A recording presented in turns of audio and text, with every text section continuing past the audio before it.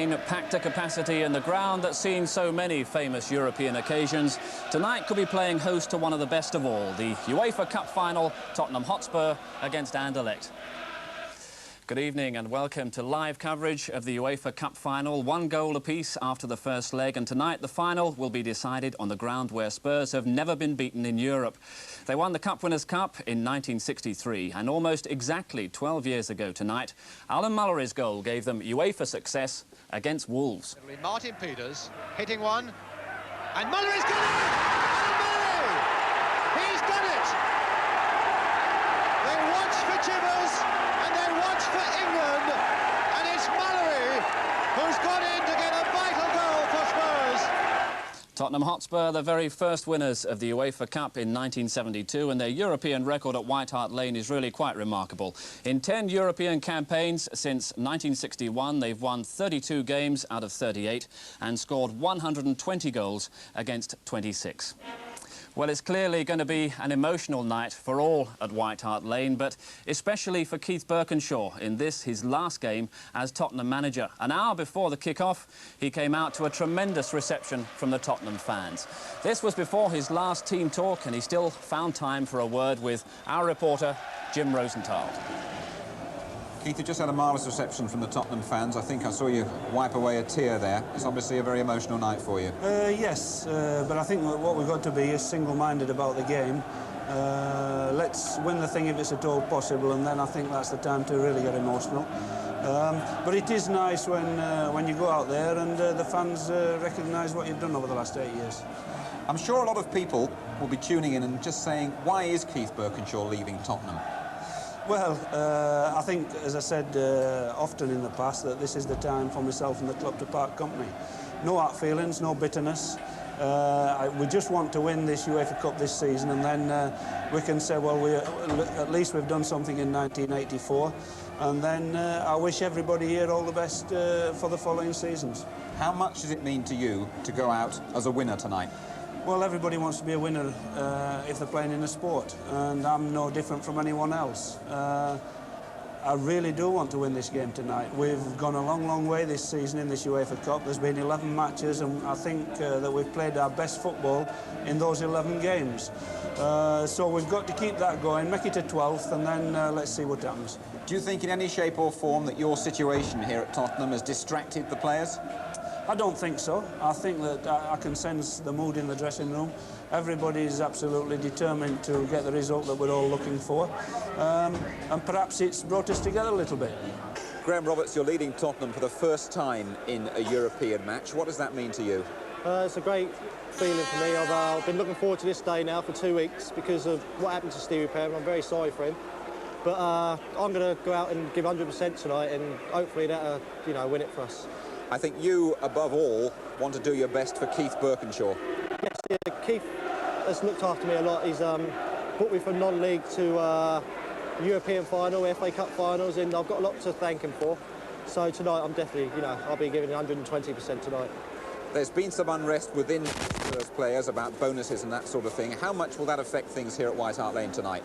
Right, you can just hear the crowd at the moment. That won't affect anybody because we're going out and we're a football team. And tonight we're going to prove that we are a football team. Other things off the pitch won't worry us tonight. How important is it for everybody here to give Keith Burkinshaw a winning send-off? I think it's going to be a really important one because most of us won't see Keith again.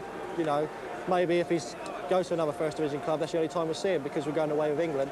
But everybody's looking forward to the game, and especially to win it for Keith. Jimmy Greaves, win it for Keith, says Graham Roberts. How important an element is that for Tottenham tonight? It's important, and it's also a problem, Steve, because after the emotion of the last couple of weeks with Keith, and indeed Steve Perryman not playing, it's vitally important that they don't get the emotion run away with them.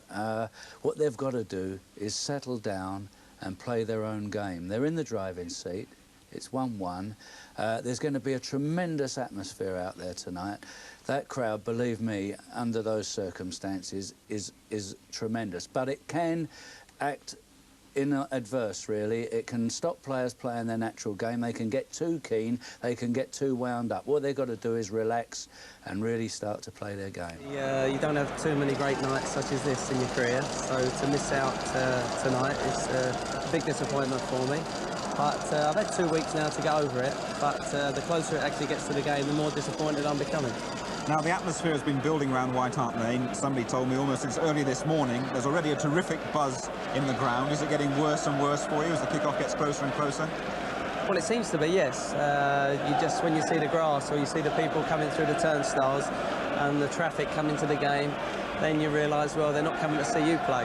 So but I've got full confidence in the lads, and I've managed to play 11 out of 11 games so far, so I could have missed some through injury, and I've been very lucky, so I've just had to miss one through suspension.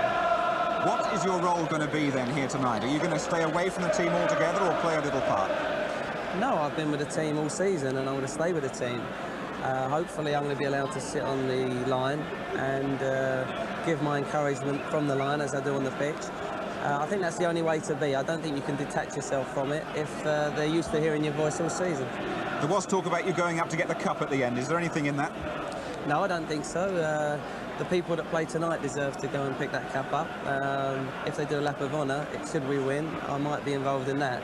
But no, I'm not interested in that at all. I've always been a team player, and it's about the team winning tonight. We might be anticipating things a little bit because obviously Anderlecht are a very good side. We can just have a look at the way they beat Nottingham Forest in the last round, and 2 of their goals here, Steve, that you know very well indeed. Yes, I think the first one was scored by the lad Sifo. He picks the ball up there after some good challenges in midfield. Runs with the ball, which he's very good at. Doesn't seem to be too much danger at the moment. Comes inside, ends up on his right foot, and maybe the goalkeeper's a little bit unsighted there, but it was a great goal.